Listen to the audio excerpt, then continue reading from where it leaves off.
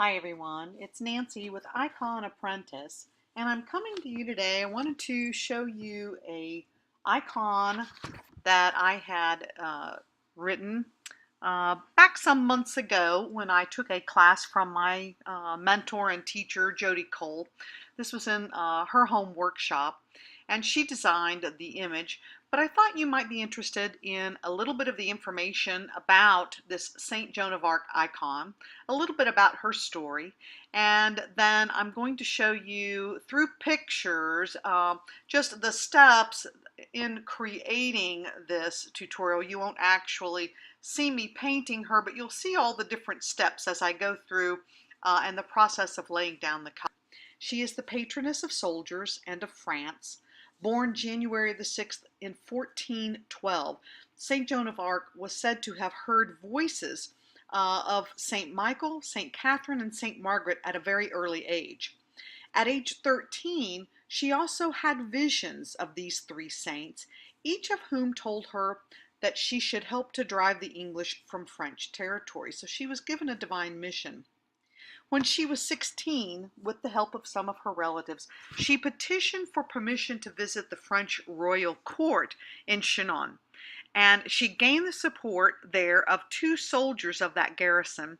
They in turn helped Joan meet with Robert de Baudricourt, and he was the garrison commander. When she met with him, she predicted a military reversal at the Battle of Rouvray near Orleans, which was confirmed several days later by a messenger's report.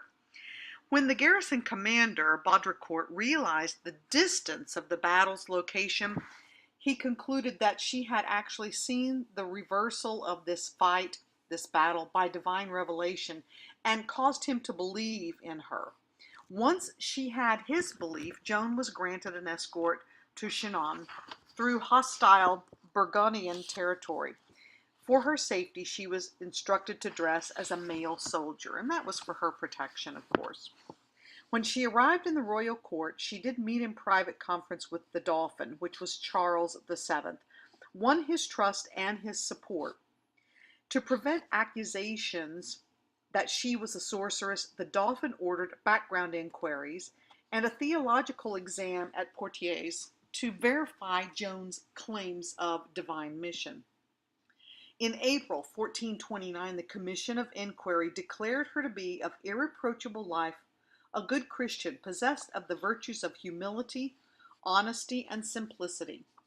The theologians at Poitiers told the Dauphin there was a favorable presumption on the divine nature of her mission, rather than just coming out and in support of her and declaring that she was truly on a divine mission.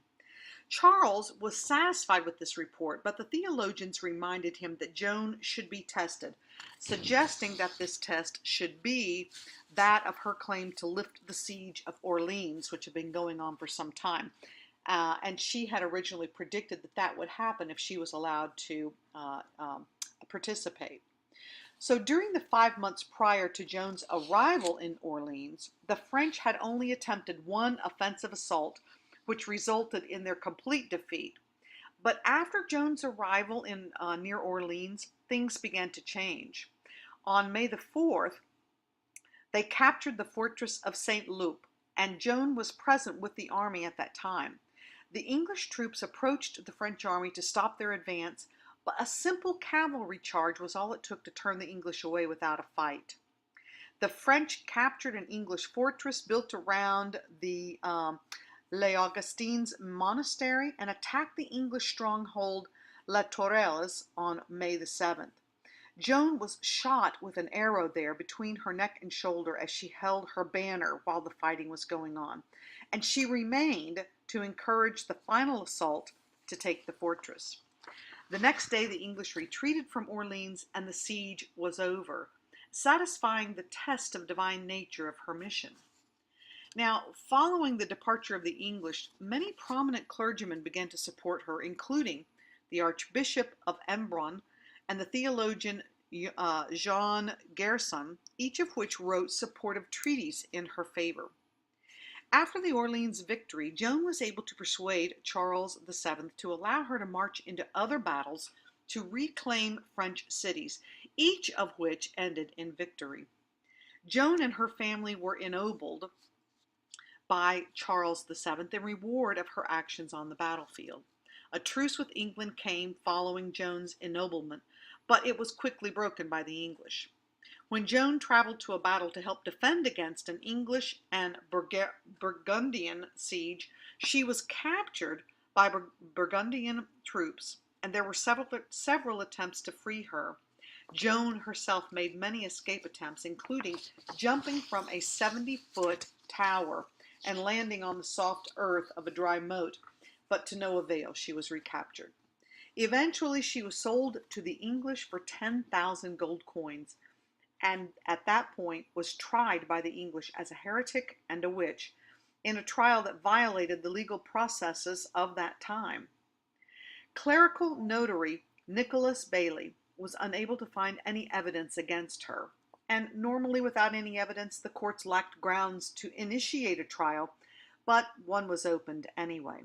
They denied Joan the right to a legal advisor and filled the tribunal with pro-English clergy against the medieval church's requirement to balance the group with impartial clerics.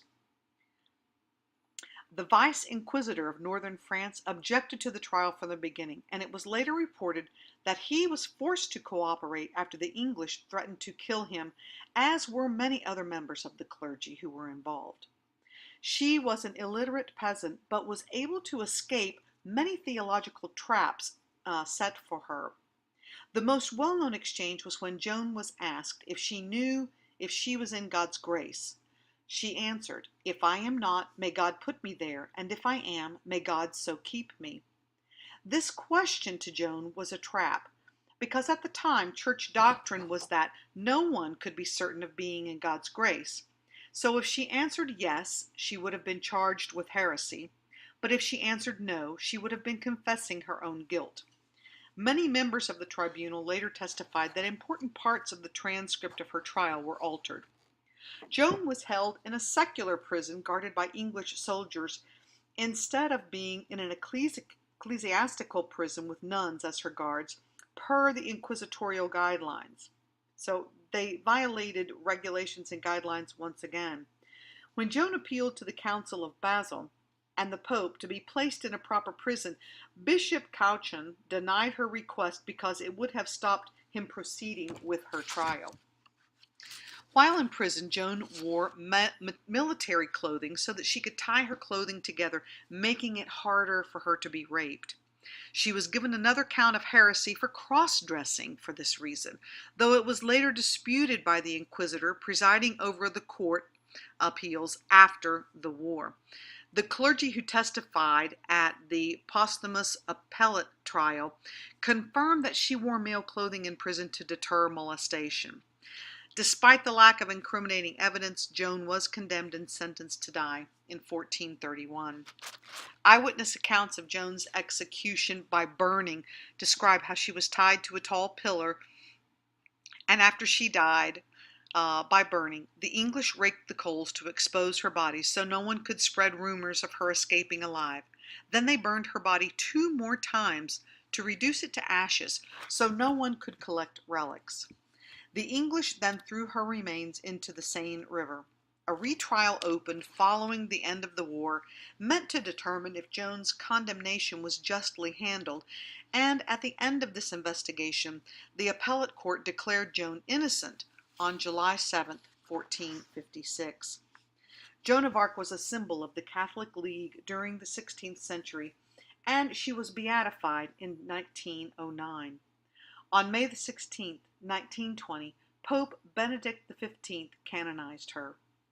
Centuries after her death, Joan has become known as a legendary figure.